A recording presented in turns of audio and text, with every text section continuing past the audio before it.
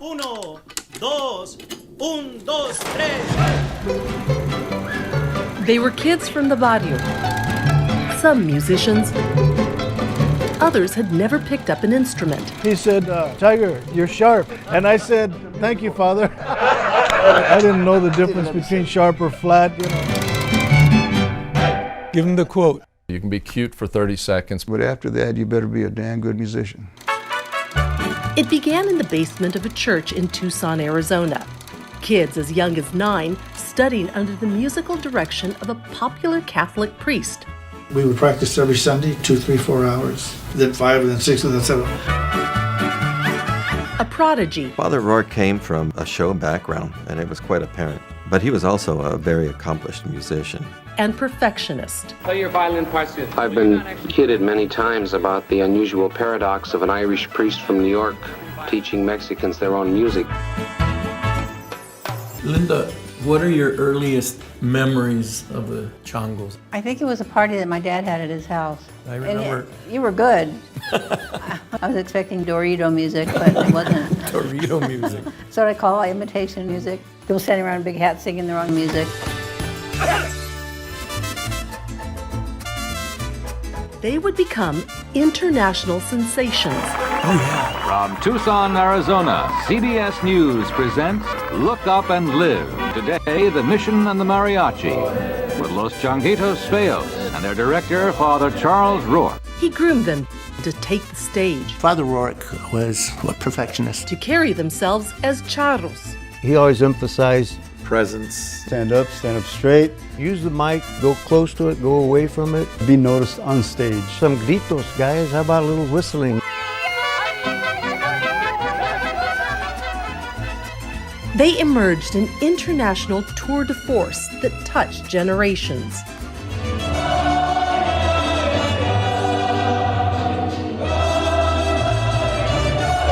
The group is still here 55 years later. But under the direction of their musical and spiritual leader. Their success came at a cost. Gilbert, may the peace of Christ be with you always. And with your spirit. A Catholic priest who robbed them of their innocence and trust. He had pulled over by the oleanders by the railroad tracks by my mom's house. Got to the rectory there at the church, and I was in the car when he reached over. I was able to push him off of me. And then when I felt a tug, I jumped out of the car and I ran home. He never touched me, but he was close enough that I will never ever in my life forget the smell of cigarettes, vodka, and Old Spice. I had no idea that he was doing this to others. I had no idea. But if it was a trip and there was alcohol, something bad was going to happen. Or we'd have to prevent something bad from happening. In spite of everything, Father Rourke built a foundation for Mexican culture and music. A story of brotherhood. Like I say, if it wasn't for him, the Changos wouldn't exist, Cobre wouldn't exist, and probably the Tucson Conference wouldn't have started. Survival. No Mexicans or blacks allowed. They refused to serve us. 12, 13, 14-year-old kids, what are we going to do? And triumph.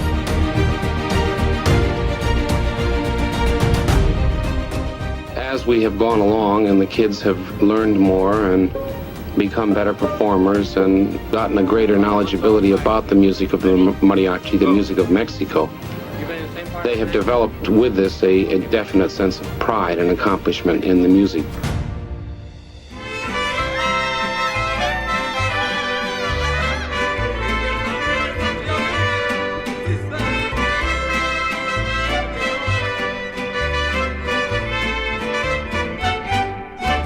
And the iconic figure has a face only a mother could love.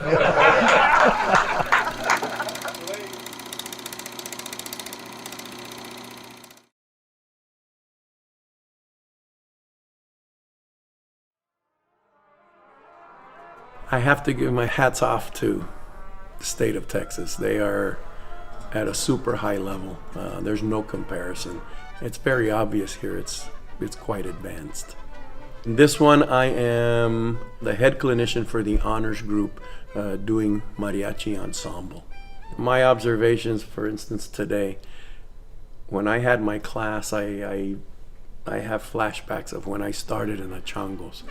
I started in grade school, in 7th grade, but working with these high school kids just brings me back to my Chango days. It's very emotional for me to see this happening. However, back then we didn't have the instructors. We didn't have the availability of instructors the way they do today. Back in the day when we were learning music, we learned a lot of music by just listening to records. I remember Father Ork had us there, and we would, you play this, you play this, you play this, and we would learn listening. Now, you can put sheet music in front of these kids. Every one of them was reading, and that makes it a lot easier. Instead of you going with your instrument, play it this way, play this, play this. They see it, and it saves so much time. It's a lot more organized.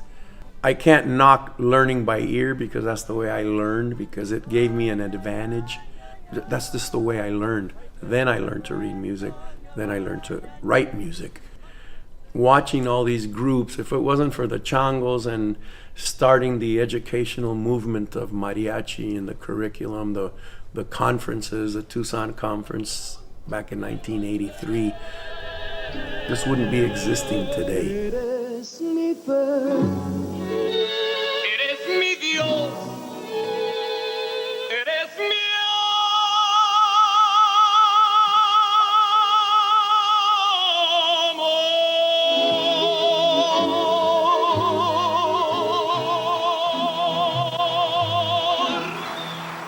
I really give the Changos a lot of credit for starting that legacy. It's a huge legacy.